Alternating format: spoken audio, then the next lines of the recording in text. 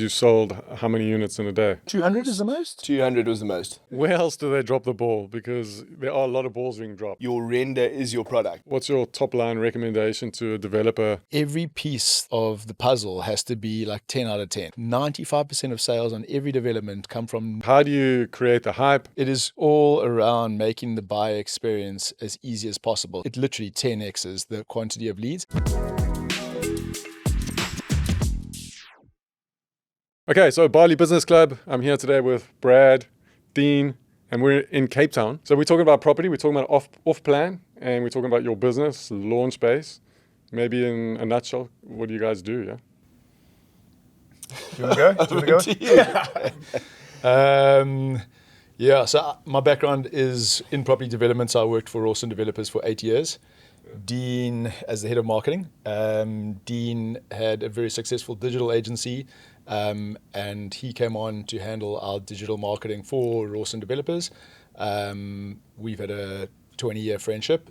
So, through the sort of digital marketing sort of expertise that he has, and then my development background, we launched a few developments for Rawson Developers. The old way, which typically was quite slow and took a long time to sort of reach your pre-sales targets. So old school marketing, old school sales agents, that whole model. Flyers on cars. The old school stuff, yeah. Okay. So Dean brought in sort of a digital approach to the whole thing. It was kind of, as far as property marketing goes, in its infancy in terms of digital marketing, and it created a big difference. But we launched the first development for them actually in 2017 with our new sort of strategy, which was completely digital, and it relied on a interactive price list and online launch. And there we sold 102 units of 105 in the first day. So it catapulted the sort of sales volumes up front, took a massive chunk out the apple, and then the developer was able to get to market a lot sooner, break ground sooner, save on marketing costs, etc. But essentially, that sort of started the idea for our business, which now consists of sort of three parts. One is the creative agency, which obviously packages everything beautifully. The second part is the performance marketing. And then we have our software platform as well. So the three work together. Okay. So I think today we're going to touch on what's happening in Cape Town. Cape Town's not a market we've even touched on, but it's cooking. I know a lot's going on here. It's been going for a couple of years. Solid ROI. I think a lot of upcountry people like Joburg, etc., are driving, the property market in Cape Town. So we can touch on that. And then I think, you've got quite a unique product with your business. So I think for developers, especially in Bali, where, here I think developers are quite big, like 150 keys kind of developments. But it's quite small. But the same kind of marketing techniques would work. So I think for developers, this will be a great one to watch. We'll be back after the break.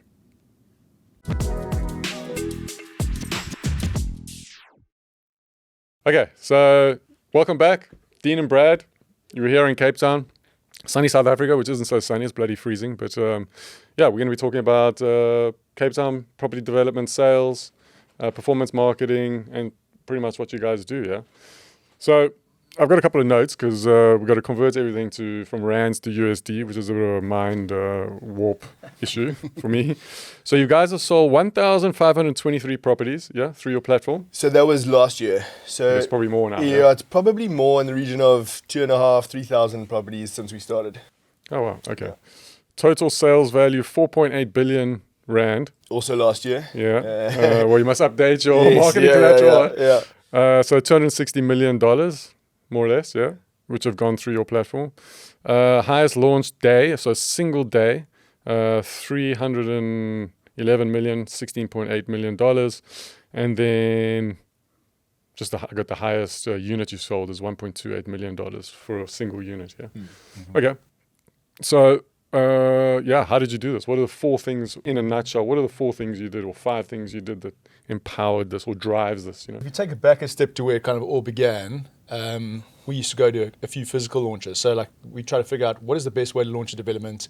We were in the space of marketing for a developer. How do we do this best? Is a physical launch the way to go? So we used to attend quite a few launches.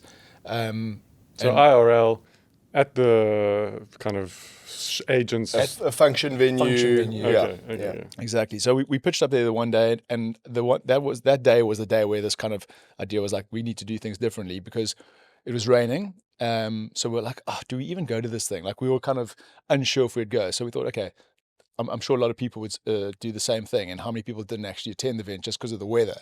So anyway, we get there at 4:00 or whatever time we were meant to arrive. And then there's pictures up or plans up on the walls. And about 20% of the units are already marked as sold. And we were like the first guys there. So we're like, okay, this is weird. We meant to have sort of first choice or first bite at the apple, but we don't. So immediately off the bat, you feel like a second sort of rate buyer. And then the whole thing sort of opens up and they go, okay, you can now book your units. Massive bottleneck. There was like 2 agents or 3 agents at this table where people were asking questions, and there was maybe 20 people wanting to get information, and it was such a slow process. So like a huge bottleneck. And then the other thing was, besides those 20 people who were there to take units, and we stuck it out for a while, and yes, 20 units or so sold, 20 more. But most of the people there were tire kickers or there for the free drinks and canapes. So we're like, okay, there's some cool hype around an event like this, but there's a lot of issues. So we said, well, if we do it on a digital platform, we can remove the sort of geographical constraints. So anyone can attend globally. Remove the bottlenecks, so that you're not dealing with 3 agents. Anyone who sort of wants to press the button, it's whoever presses it first gets the unit. So that was the main thing, but still capitalizing on the excitement and the hype and the scarcity that there is around a launch event. So just taking away the kind of the friction, I would say. And something jumps to mind. You've been watching some Instagram posts on those Dubai launches, and there's like 100 people screaming to get in. It looks like a black sale, Black Friday kind of sale thing. So it's really interesting. And also the international market, it opens up for Bali, like 70% of the off-plan buyers are internationals. Totally. Yeah. For sure. It's also, obviously, to put on an event, it's expensive. So those events would cost maybe 300 to 500,000 Rand, which would be $15,000 to $25,000, which now can be put towards media budget. So let's rather reach a whole lot more people and get them interested in the product who can attend the launch and not have that physical spend on that space. Okay, we'll put up like a couple of maybe images on like what it looks like, but explain or describe the platform just so that people can visualize what the UX is like. So what is the experience? Because it's difficult to say, we digitize this process. How do you bring it to life? Very kind of engaging and interactive experience versus the very passive experience of having a plan and a printed out prices or a PDF price list. So there's things to do and there's reasons to come back. So during that process, people are shortlisting units, and so the reason to come back to the price list within that period is to see how many times the units you like have been shortlisted in the build-up period. Let me explain those periods. So like, how do you create the hype? How do you create the selling period, like pre-sale, etc.? Why is everybody buying on that day? Yes. How does it all work? Because most people don't even know anything about. Like Bali doesn't work like that. Well, typically we have a 4-week pre-launch campaign where you have access to all the collateral and the price list, but you can't buy. So it's merely getting people into the showroom, having the virtual showroom, having a look, browsing. And we're prompting users to shortlist their favorite apartments or homes or plots. So the idea there is that you're getting them to the platform and they are engaging and showing some form of kind of ownership on the platform. And getting as much information during that period as they need, so that when it comes to launch day, they don't have any questions at that point in time. They just have to reserve their unit. So that whole month is a period where they get educated, where they can ask questions, be fully informed. So that's when the sales agents or salespeople will be talking to them. They can chat to the sales agents. They'll be in the CRM. They'll be in that whole kind of exactly. process. They can browse the units in a relaxed way. It's a very sort of user-friendly experience. So the whole focus is being the easiest way to browse off-plan property. So you go to the website, you hopefully fall in love with the development and the brand. You move across to the interactive price list. It can be middle of the night. You don't have to wait for an agent to send you anything. You just log in, you go and browse, you start creating your shortlist, and any questions that you have, we've got a very comprehensive FAQ. So we try and say as much information as possible should be on the site and on the platform, so that you don't have to rely on an agent for all that sort of info, because the developer has most of the stuff. So the questions that people typically ask the agents would be like, which unit has the best view? So stuff that is, a bit more opinion based, or maybe it's how to finance the unit. I'm a foreign buyer, or whatever it might be. So there's a few little nuanced questions that they may need help with. But the whole idea is to give people access to everything, so that by the time it comes to launch day, it's very easy to just make a decision and pull the trigger. So you push all your marketing spend into the month before it goes on sale. Then I presume you countdown to the sale. Yep. It's 5 hours, then you're getting a shitload of traffic onto the page, and then it's just so it's buy now, really, kind of thing. Yeah. CTA. Reserve. Yeah. Reserve. Yeah. So it's a big point of the process. You can continue. I think that's a big thing that people battle to wrap their heads around, going, well, who's going to buy a X million tickets item online? And they're not. They are going through a super easy process, finding out which units that they sort of gravitate towards, and then they're able to get a first right on that unit by reserving it on the platform. So come launch day, and as you say, you have that countdown, but it countdowns for the month. So if you go on day 2, there's 29 days ticking down to launch day, but you have access to everything, you just can't reserve. So you start seeing, as Dean mentioned, how many people are shortlisting certain units, so you can see which units are more popular and go, okay, well, that unit I liked is quite popular, maybe I need to have a few other options. You can also see on the platform how many people are on there. So it just shows you that, that particular development does have quite a lot of interest. And then on launch day, all the sort of marketing and hype has kind of brought them to this day. And we say, guys, if you're interested, obviously jump online just before 1 o'clock when this thing goes live. And what's quite exciting is that you start seeing how many people are online. So you would in a physical venue, you'd go, okay, there's 250 people here. But with us, most of those people are there to actually buy. Then there's no free drinks. So. How do you ensure that, I'm not sure there's a lot of people reserving and then nothing happens. How do you tie them into it? So you pay. So once you reserve, so it's fastest fingers first. So you press as the reserve button goes live. Once the timer reaches 0, 1 o'clock, timer reaches 0, buttons go green. You press reserve. You follow the process. It's quite quick and easy, and then you can make an online reservation payment of 10,000 Rand or $500. And then so you put some money behind your decision, and it blocks people or stops people from blocking units that they aren't serious about. And that's just a normal e-commerce pay gate kind of exactly. shop. Yeah, okay. Exactly. Okay, oh, that's interesting. Okay, any other elements that you've skipped that, kind of make the buyer psychology less friction to that whole process? Yeah, I mean, it is all around making the buyer experience as easy as possible. So I think we see other people doing sort of in-platform ads. So you see an ad for a development and you submit, and then you wait for an agent to get back to you, or you got to submit a whole bunch of details. That is not how we think it should be done. We want to go what is the easiest way for the buyer to get the information? So it would be an ad. You click on the ad, you go straight to the website. The website is as easy to navigate as possible. So it's not a complex website where you get lost and get confused. You kind of scroll to the bottom of the thing. You've painted a visual picture of exactly what the development is about. And the whole idea is you get to the bottom of the website and you go, I either love this or I don't. That's kind of the decision you want people to have.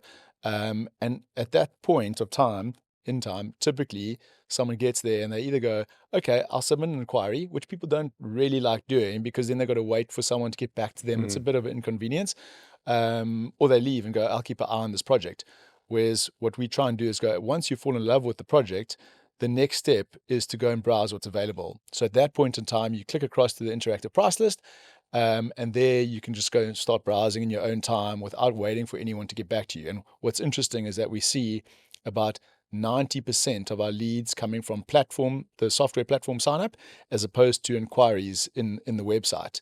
So when we plug in the software, Are you talking about volume or conversion? Volume. Okay. So if you just have a website with inquiries, you get 100 leads. If you have a website with inquiries and then plugs into the platform, you get 1,000 leads. It literally 10x's the quantity of leads, but also they're not rubbish leads because someone has gone, seen an ad, seen the website, and now submitted their details to browse the platform. And then on the platform, you can start seeing what people are doing. So, you can see how many times they go back. If someone just goes there once, doesn't shortlist the unit, they're not probably an interested buyer. But if they go back 10 times and they shortlist a multitude of units and they unlock their launch discount or any of the sort of actions that we have on the site, then you start getting really good insight as to like who are the keen likely buyers. Yeah. Okay, and I suppose the proof in the pudding is you sold how many units in a day?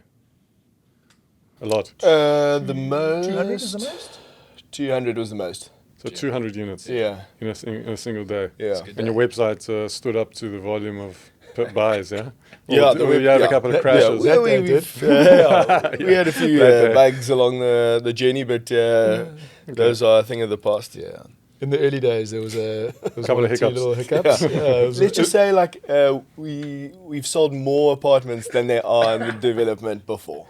So, there was a time back in the day where if you press the button almost at the same time, there was like a millisecond where two people could get in. There was a time where once or twice two people reserved the same unit, but that was which is it's a nice problem for the developer to have, that they sold 140 of 90 apartments, but a tricky phone call. You have to refund. Sorry, you don't get it. Okay, and how do sales agents work and get on with you? Because I suppose this is a whole new paradigm of selling property. So I'm sure you guys dealt with just educating. There's a different educational process. Like old school buyers, there was probably a bit of a resistance to this. Sales agents, how does that relationship work now? So with all the developments that we do, we need an agent. We need a person on the other end of the line. So either the developers have an internal person that they could use, or they partner with an estate agency. And we would kind of obviously educate the estate agent or agents responsible on how the process is different to the normal process. Basically, it's the volume you would have over a year of inquiries and leads to action happens in a month. So you're typically getting 100, 150 inquiries a day, inquiries or sign-ups a day. So the volume is just is crazy. So they have to be dedicated to that project.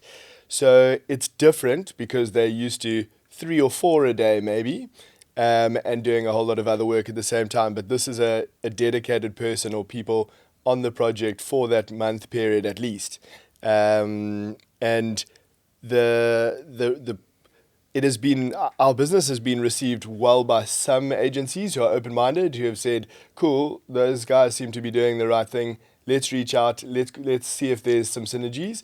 And then there's other agencies who have seen us as the competition and have kind of blackballed you. Exactly, which is kind of obviously silly because we would work with kind of, we have no real affiliation to. We've never had an affiliation to an agency, so kind of open to that. But initially they weren't.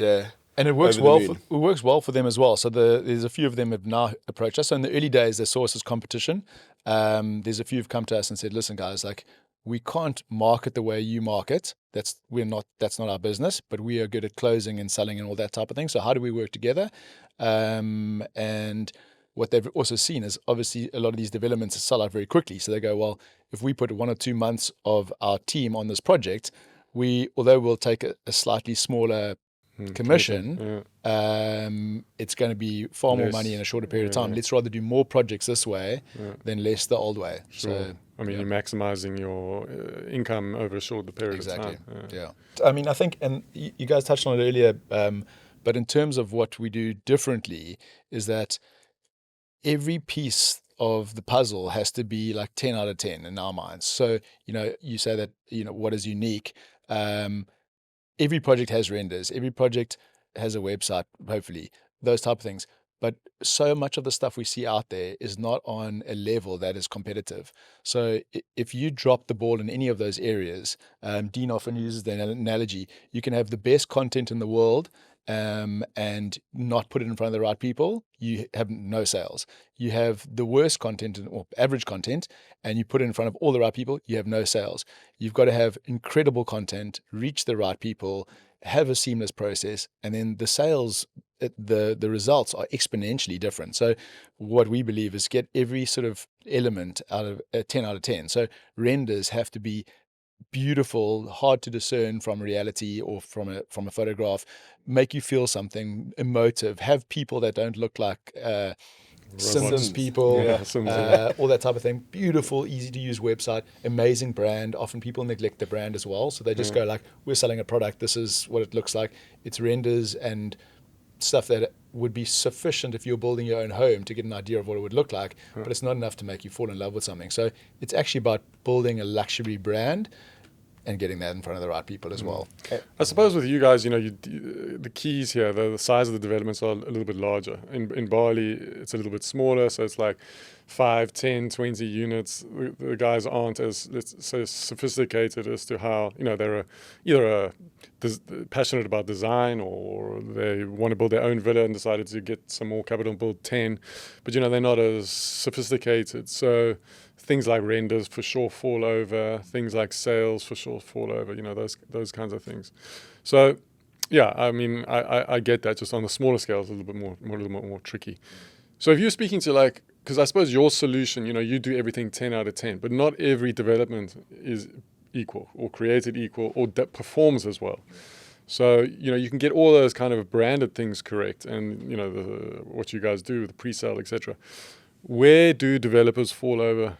Like, what would you, if you've done, I don't know, how many different developers, where do some stack up and where do some fall over, and why?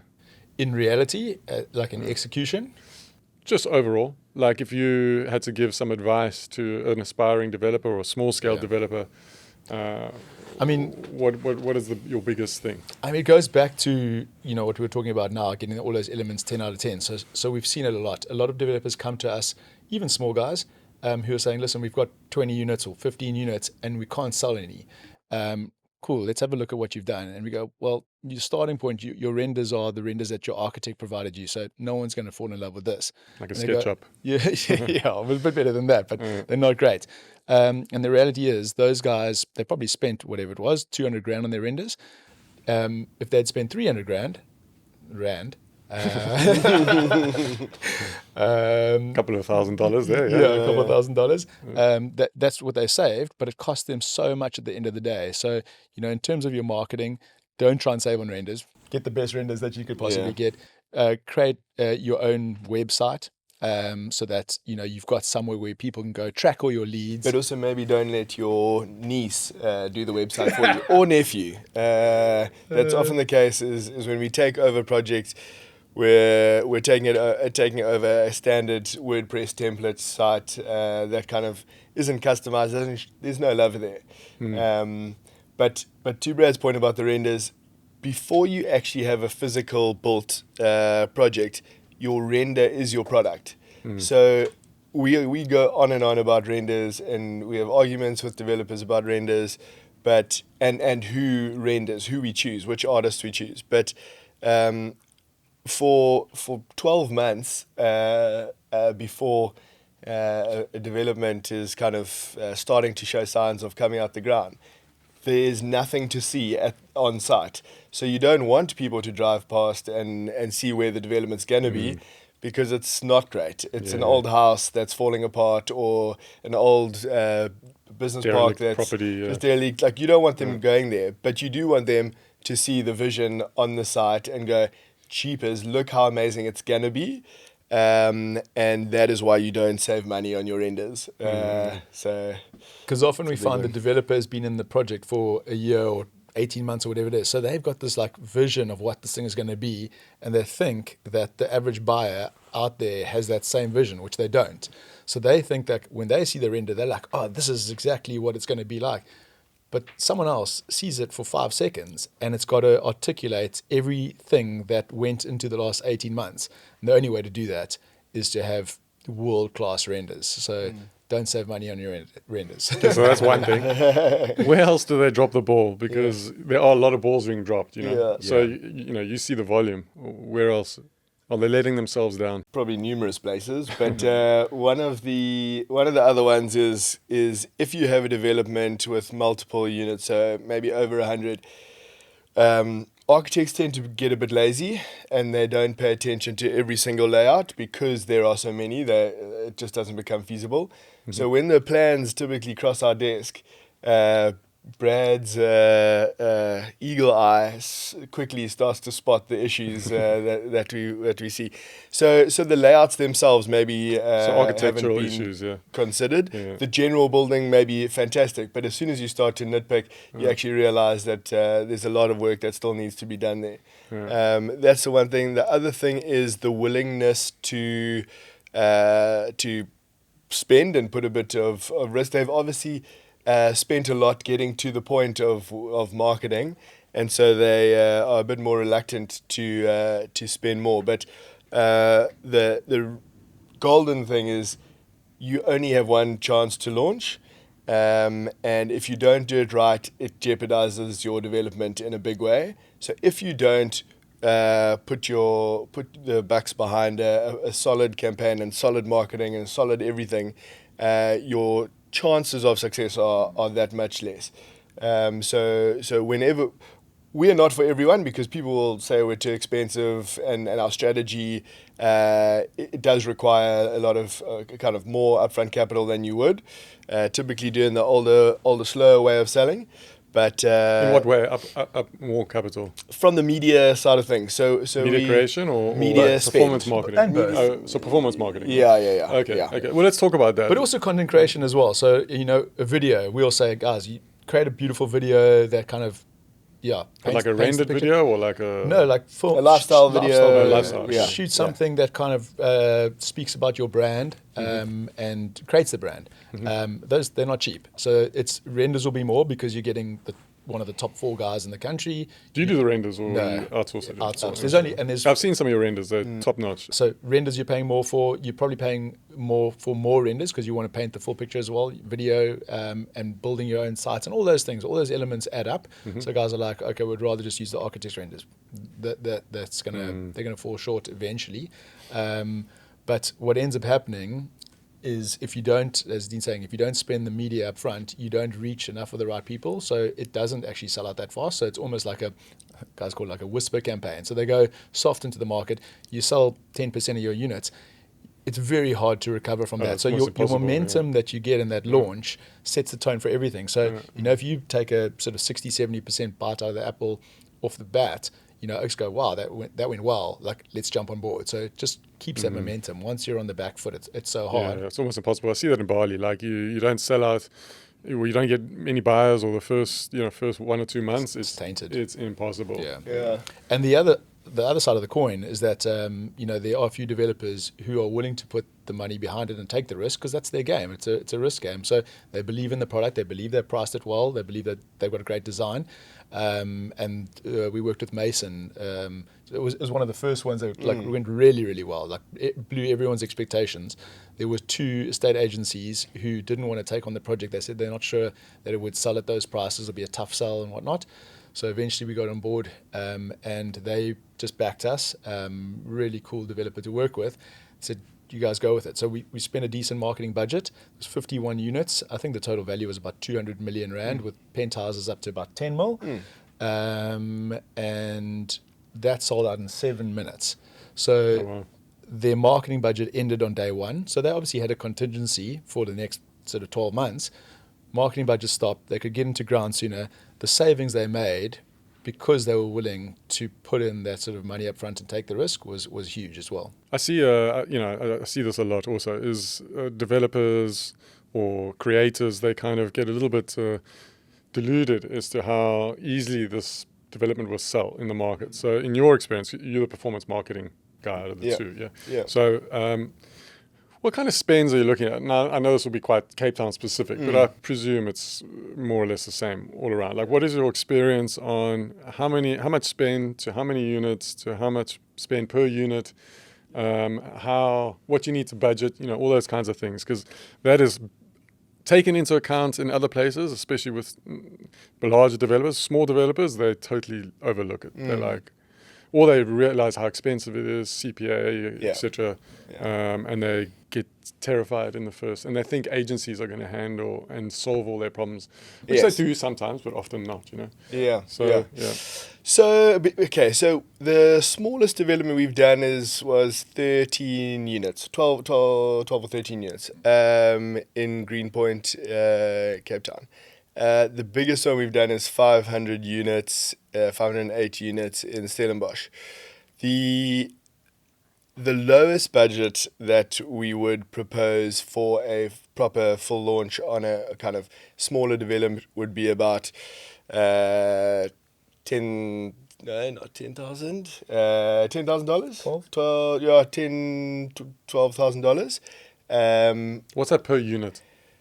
$1,000. That was for the 12,000. I said my math wasn't good. So $1,000 spend per unit on a small development like that. On a bigger one, it goes less per unit.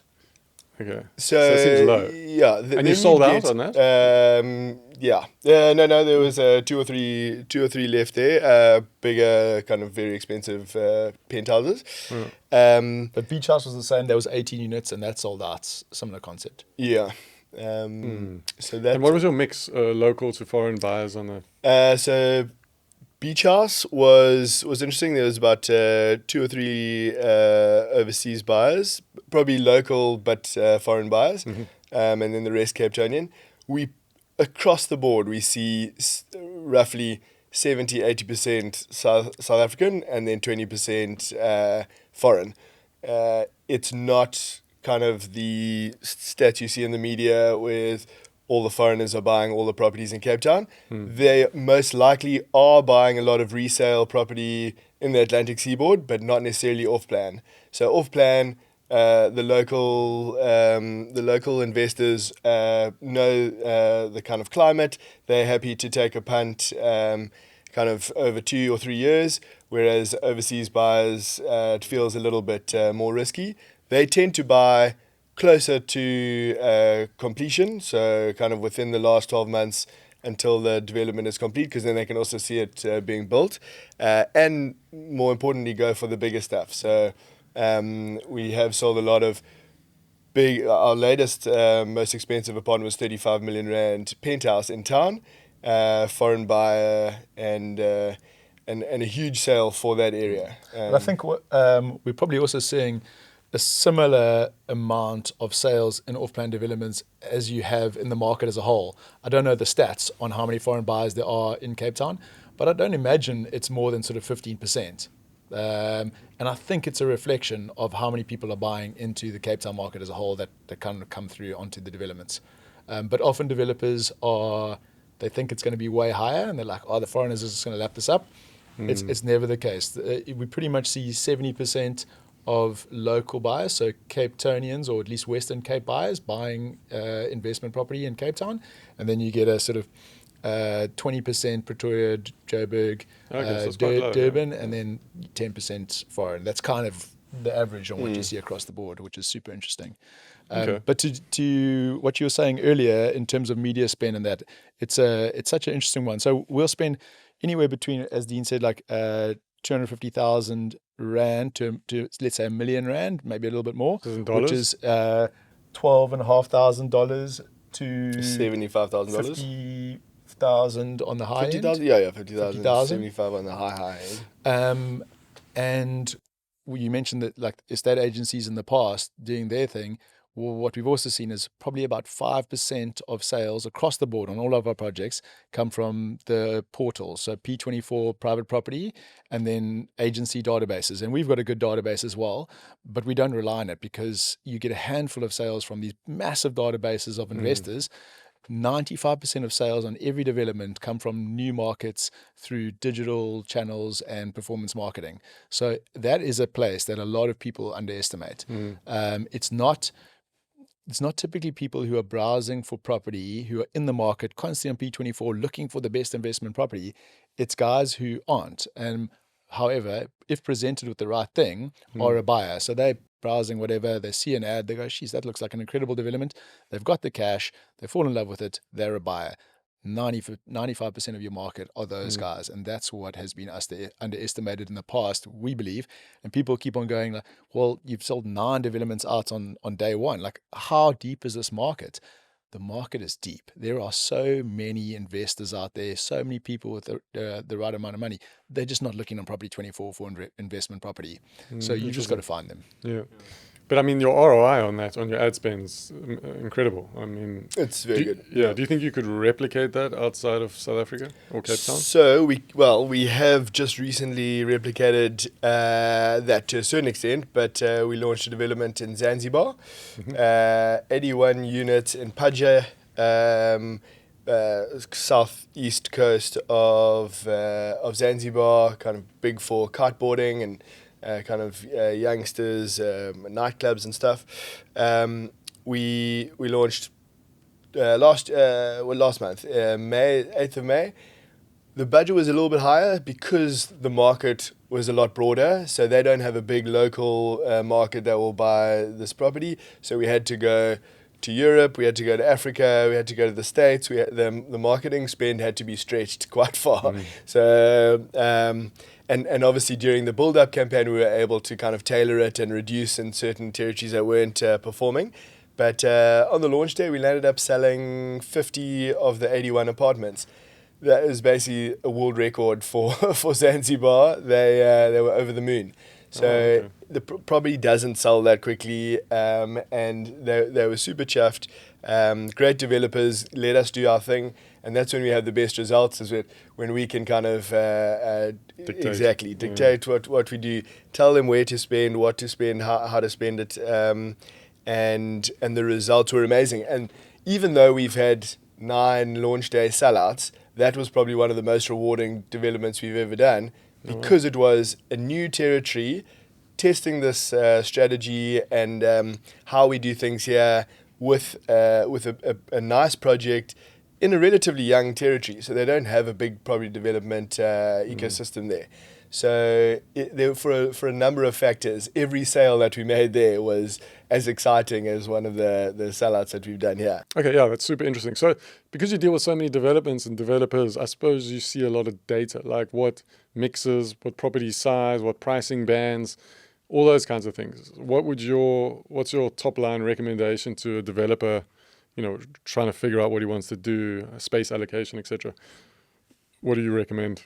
Sure, it's an interesting one, and let's go hobbies there. But I think there's two principles. The one is to have variety. So if you have all of the same, you'll typically have a very small price band. So if it starts at 1.5 million rand, so it starts at $100,000 and ends at 2 million or 2.5 million, $140,000. You are limiting your market, your pool of buyers to that band. Similarly to if you have only 5 million to 10 million, it's a band. So we try have a mix of kind of entry level apartments, and then the most expensive entry level and the cheapest 1 bedroom, for instance. So studio to a 1 bedroom should kind of just be closely priced, and then you go into the 1 beds, and then similarly the most expensive 1 bed to the cheapest 2 bed, and so you have a lovely kind of sliding scale of pricing. The property that sells the quickest on the Atlantic seaboard, for instance, will be sub 4 million rand. Atlantic seaboard's an area in Cape Town. In Cape Town, very hot neighborhood. Area. And so 200,000, a little bit more dollars. Anything sub that, you can probably sell quite quickly because guys are looking at letting those out for short-term rentals, and that flies. Then the next kind of step up takes a bit longer, and then the penthouses and the bigger units are also quite in vogue and popular because guys are then looking possibly to buy as a holiday home or to possibly live 6 months of the year or when they come down here. So what's the mix? The mix is, for us, we like we'd like 50% under 4 million, and then or 70% under 4 million. Yeah, it depends on the product and where it is and what it's for. You know, Yeah. I think right now there's a lot of investors who are buying for the short-term rental returns. So, you know, there it's price point and return. So, you know, the studios and the one bedrooms do quite well. So those sell fast. You know, you do get the guys who are buying the 2 bedrooms, but at the moment in the Atlantic seaboard, the prices are really high per square meter. So there isn't a humongous market for, you know, 80 square meter, 2 bedrooms selling at 100,000 rand a square. It's 8 bar. That's not so much an investor unit anymore. It's kind of becoming more sort of an end user type of product. So, you know, if it's So smaller units. smaller unit for the investor based product and for the investor based item, and there's a lot of investors. Is that because Airbnb is driving this market so much? Which We'll touch on. Because, Yeah. I think that's a Yeah. big thing for Cape Town. Yeah. It 100% factors in, and a lot of guys are doing it, but it's not, you know, it's not a development. Everyone is doing it for short-term rentals. There's a lot that will still do the long-term route because it's easier. The cost, you don't have to furnish it. You're not paying 20% to the short-term management agency, and there's 20% of sort of running costs. So, yeah, it's a bit of both, but there definitely are guys who are buying it for the short-term rental angle, yeah. But price point's important, you know. So like if you're looking again Atlantic seaboard, you know, the 2.5 mil to sort of 5 mil bracket, that's the sweet spot. Anything sort of So that's like one or two bedroom, small 1 or 2 bedroom. yeah. What's that? $100,000, $100 to $300,000 kind I of thing. think you struggle to get a 2-bedroom for 5 million rand anymore. So Okay. in 2022, the most expensive 2-bedroom on Main Road Sea Point, where we do a lot of developments, was 5.5 million rand, top floor, ocean view. So what's that in dollars? 250,000. Yeah, 250,000 for a 2-bed. And we were worried about those selling, and they did sell. Now you're looking at Double. 10 million, 10, 12 million for that same unit. $500,000. Yeah. So Which is still cheap on an international level. Yeah. But yeah, but punchy. Yeah, punchy. a lot punchier. Okay. Um, And then what about the type of developments? Like I know in Bali at the moment, those wellness kind of developments are the rage. So you got your ice bath, and you got your sauna, and then you got your spa, and then you got your whole. I think it's coming here. Not yet. No, not yet, but I think it's coming. Yeah. We've seen it a bit overseas. We're chatting to some American guys as well, and it's featuring quite a bit. Like developments tend to be very themed these days. Yeah. In Bali specifically. Yeah. Yeah. Okay. So it's like wellness, and you got like a horse, and all these kinds of yoga, or whatever it might be. It's just giving people, they want to live what their interest is. Yeah, we've got an interesting one. So we have basically 2 types of developments. One development that has no amenities whatsoever, but is in an area that you have access to all of that.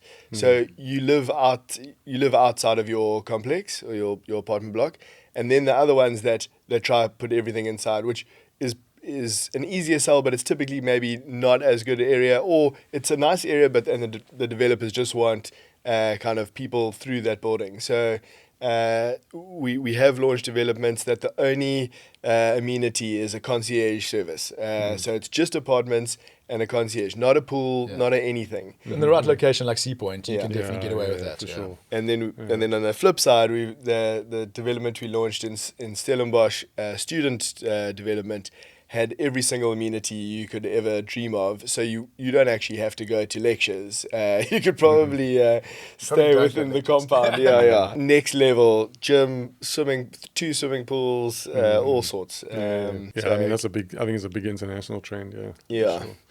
Okay.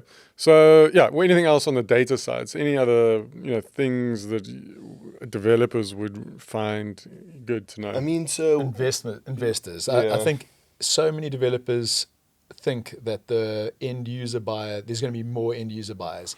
It's just not what we see. So guys will come to us and say, this product is built for the end user. This is the story. families. And or, it just isn't. Yeah. So what do you mean by that? Like, what do you mean end user? So someone who's buying it to use for themselves. So it's all investment properties. Yeah? It's a lot of investment properties, or not necessarily only investment properties to rent out, but as second properties. So there's not a lot of guys buying off-plan stuff for their primary residence. Oh, okay.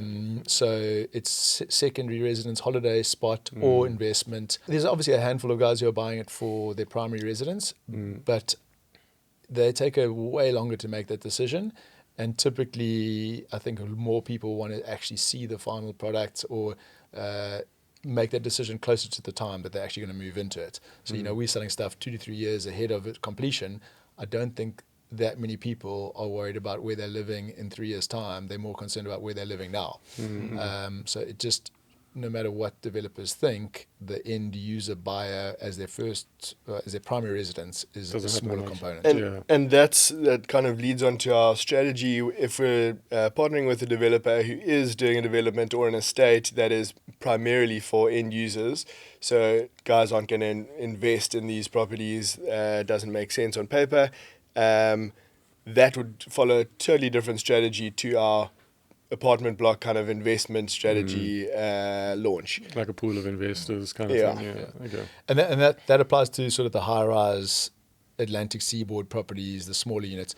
Very different story when you start going out to Paarl or Stellenbosch, where you've got these estates, big plots, big homes. Totally different buyer. Totally different buyer. I'm sure not every single one of your developments has been a raging success. Yeah. Which ones failed? Which campaigns failed? And why? One, we sold 60% of units on launch day, which was amazing for this particular product in its area, which was a challenging area. Shot the lights out, and that developer decided to stop the media spend from the next day. They said, we've got 2,500 leads that came in, and we've sold however many units it was, 70 units.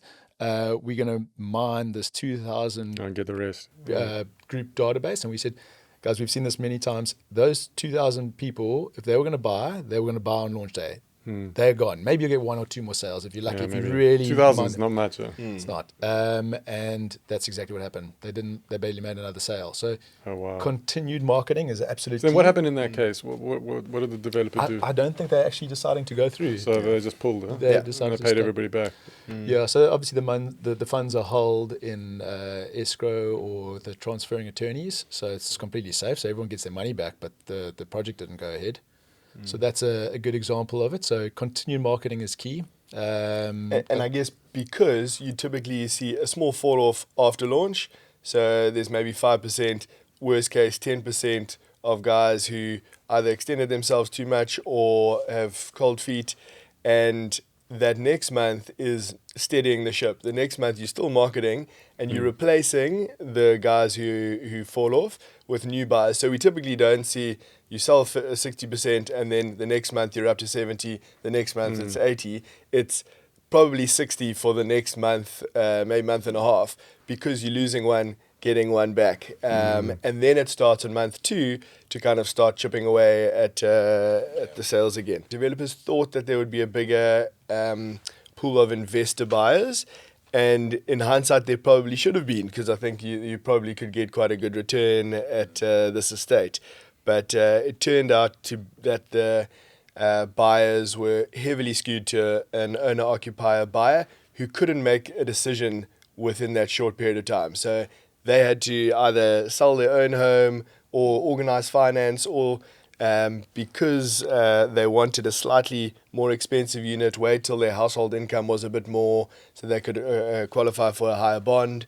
So we saw a small amount of sales on launch, flipped over to the continued marketing approach, and I think they're about 90% sold out now. But so that was an amazing case of a developer who was in it with us, who kind of could see that maybe the decision to launch this way wasn't right, even though they thought there would be a bigger investor appeal, and said, instead of pulling the plug, we're going to continue marketing, change our tune a bit, and chip away at those sales, and it's worked out amazingly for them. So that one, we did a build-up and launch campaign. So we had that month build-up, and on launch it didn't sell as many as they hoped for that exact reason.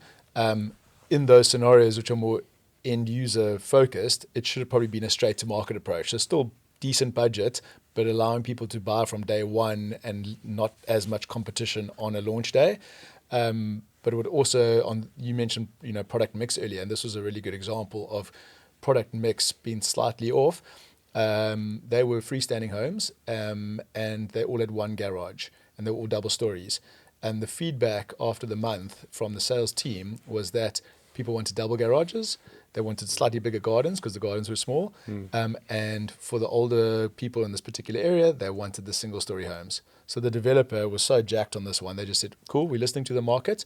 They added double garages. They made single-story homes. They made some, consolidated some plots, made bigger homes.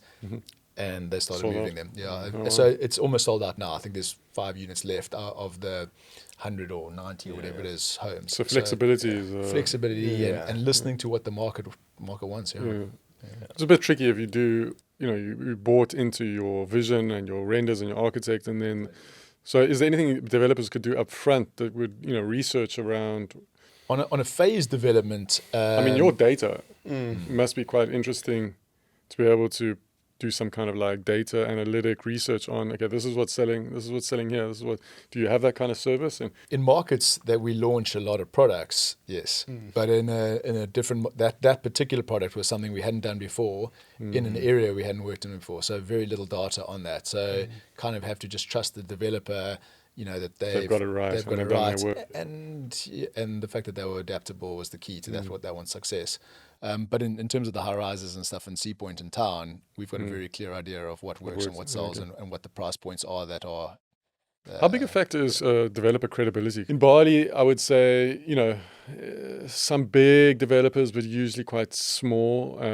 Things do go wrong often, belly up, etc. Are the developers in Cape Town repeat developers? They do 100 apartment and then off to 50 and then off to 50. So there's trust in that kind of developer. You've got trust, the buyer's got trust, etc. Or are these all new kind of operators who you're picking up and dropping as you go? Yeah, well, there's probably 4 or 5 developers like that in Cape Town, the big guys who are doing project after project. But we've done launches for about 4 or 5 totally unknown developers that have had the same result. Oh, interesting. So the buyers or the investors don't seem to be too concerned about the credibility. I think they'd like the credible developer to be doing it, but it hasn't seemed to deter buyers in some of the projects. And it could be the sites that they've managed to get have been really good. So almost the location and the marketing and everything and how we've packaged it has given them that level of comfort. But we haven't seen a huge fall off because a developer doesn't have a big track record in Cape Town. Interesting. Okay. But that said, the developers who do have a track record and do things properly, they definitely have a bigger following. And I think they're able to achieve higher square meter rates, typically. A development we launched recently now, we launched two last year in Sea Point. They were 80,000 a square. And at the time, people were like, that's nuts. No one's going to buy them. And both of them sold out on the day. Couple months later, we launched another one for one of the developers. Great developer. They really deliver high quality stuff. They've got an amazing building team behind them. They hand over all their units personally themselves as the actual owners of the development company, and they achieved 100,000 rand a square. So I think those little things do enable you to achieve more in the long term, and they're going to create an awesome legacy. But that said, a once-off developer who is going to do things right is also going to be fine as long as they have the right builders. And I think that's the big mistake that some of the guys make. Yeah, same with Bali. Yeah, contractors and architects. It's the contractor. Yeah. So I think a buyer, if they're using a renowned builder, if a developer's using a renowned builder, it's more about the builder than the developer. Yeah, Bali is all tiny. They got two gangs, like your next door neighbor's, builder. Yeah. A lot of things can go wrong. Yeah. And I think, I don't know about in Bali, but do you finance the build as a buyer, or does it get held by in trust until it's complete? You finance the build as a buyer. I mean, you would finance the build as they sell units. You finance the build. Okay, so I guess there's more risk. It's a cash market. So, because here the developers financing the build themselves. The buyer's money is sitting in a trust account with an attorney, so they're completely protected until the building gets handed over in a sufficient way. So I think you're more protected here. So there's obviously more risk in doing it that way. Well, I think that's pretty much it from my side. We're going to touch on Cape Town, but I think we've pretty much covered that off a bit, like what's hot and what's not. But you've gone through a couple of those things. So, I mean, any other tips or nuggets or insight that you could give to developers or even buyers, I suppose, that could get something out of what you've seen as far as sentiment, trends, things to do, not to do. What do you want to close off with? I guess the interesting thing that Brad was just mentioning about. We launched development this year at 100,000 Rand a square. Last year was 80,000 Rand a square. What's that in dollars? Oh, dear. 4,000 a square is 80,000 Rand, and then 5,000 is going to be roughly 100,000. So $4,000 or $5,000. Yeah, but the year before was $3,000. Before that, you probably had 45 grand a square, maybe 40 grand. So it's gone up by $1,000 a square meter. The certain developments in the areas that we launch in the last 3 years, 4 years. So it's still, I mean, it doesn't show sign of slowing. And so I think the guys who took a punt at $3,000 a square meter were going, sure, have we bought at the top of the market here? And then the guys last year who bought at 80,000 were probably like, sure, maybe we've bought at the top. I think it's a global bull market at the moment. It won't last forever. Bali's pumping also. Yeah. But we do a lot of land banking and that kind of thing. It's 2, 3, 4, 5x in a couple of years. You can count them on your hand. So it's also pumping. Yeah. How long it lasts will be interesting. For sure. But as long as Airbnb keeps going for Cape Town, I think it's the biggest Airbnb market in the world, I think. Is that true? I'm not sure. I don't know. Most listings in the world. Yeah, I think most listings, Wow. But I don't think there are any signs showing that there are. It's slowing. The number of people coming into this area is slowing down. So I did read a stat about that by 2030. I don't want to be quoted on this stat. 2030, the whole population of Bloemfontein would have moved into the Western Cape. Not physically from Bloemfontein, the number of people who live in Bloemfontein. That's a couple of million people. It's a couple of million people, all which have to find accommodation, rental or buying. And is this from upcountry? From upcountry, or for everywhere else. And foreigners also. Cape Town this year has got some great press last year. Now that you're no more electricity issues, which is a big issue. Like this whole year, I saw a lot of good media about Cape Town. And it's fascinating. So last year we were selling apartments inverters and all sorts of backup power, and this year that's kind of disappeared. So it's no longer a prerequisite. But again, if you can and you have the keenness to invest, there's never a bad time to do that. Plus, in this market, you can put 10% deposit down, and then only the balance, kind of close to transfer or with a bond. So it's not a huge capital outlay on day one, and then your money is growing. What are the rental? Do the rents cover the bonds these days? Not quite off the bat, but sometimes. So the short-term rentals are close. My sister bought a place in one of the developments, and now in winter, she said in July, it's fully booked as a short-term rental product, and I think it's covering her costs. So there are some that do. But even if they're not, your shortfall's minuscule, and your returns are good. They're high. They're around the sort of 8 to 12% zone, and you're getting that capital growth that we've been seeing. So you combine the two, and it's cooking. So even if the market flattens off in terms of capital growth, you're still getting good returns. But as it currently stands with the combination, it's a good time to get market. in. Yeah. Okay. Yeah, 8 to 12% is good. I mean, I think Bali's around the same, up and down. Yeah. But yeah, interesting. It will be interesting to see what the Airbnb regulations or the short-term regulations do. Yeah. I mean, it would be a pity in a way if that came in strong. Because If it came in strong, I think pity. But at the end of the day, you can't have like Barcelona is a big issue now. New York's a big issue with Airbnb regulations. It's kind of important. Otherwise, you're just going to lose your local population and just have a bunch of empty places in winter. Cape Town's going to become a ghost town. So I think some sensible regulation might be needed, but it might cool the market a little bit. But yeah, I mean, we've got the same issue in Bali. All hot markets, you get investments and they just sit.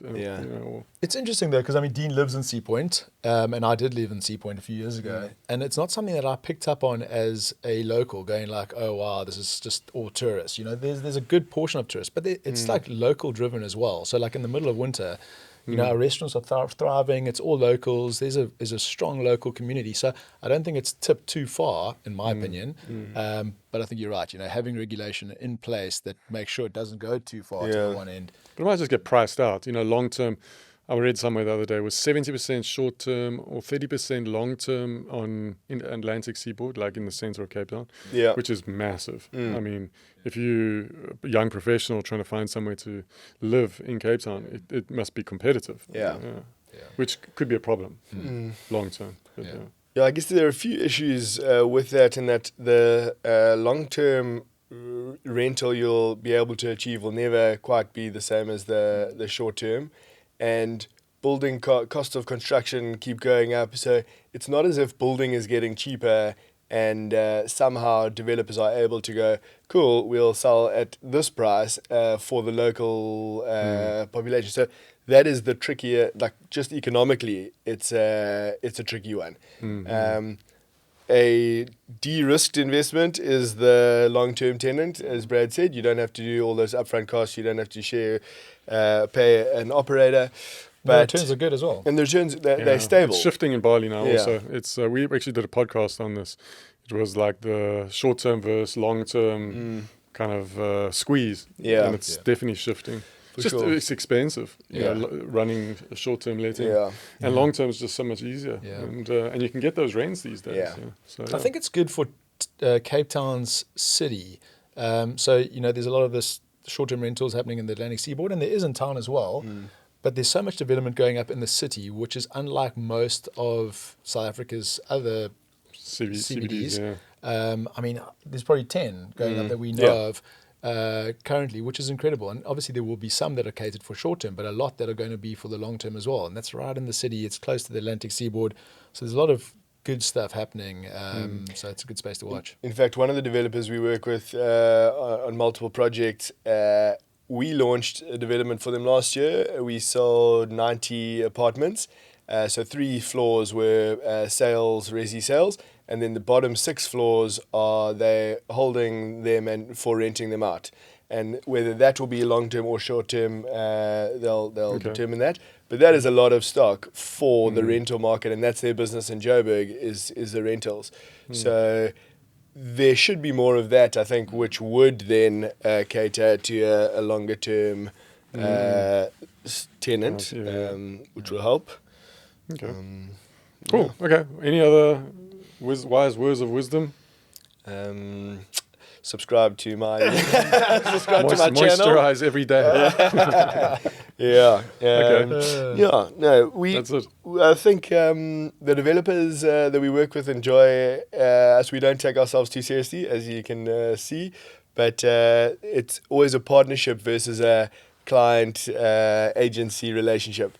So we have a lot of offline chats about the market, about the property, the development itself, what they should and shouldn't be doing, kind of earnest chats. And it's, I guess, it helps us do our job well. It gives them peace of mind, and it makes this whole very serious thing not feel as serious as it could be, because there's a lot of risk taking, and because we've had so much experience on such a multitude of different types of developments in different areas with different developers and personalities, we kind of are very well, we almost probably more experienced from that side than some developers because they've only done 1 or 2 projects.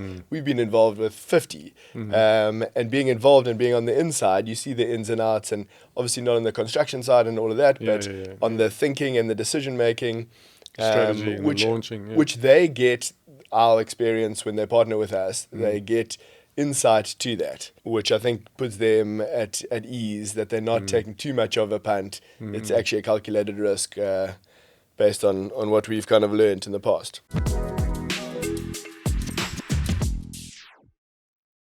I'll put your guys' website in the description, so you can contact you guys. But thanks for that. But thanks guys. I appreciate it. Thanks, Gawain. Lovely. Shot, man. Thanks for your Thanks, time. Gawain.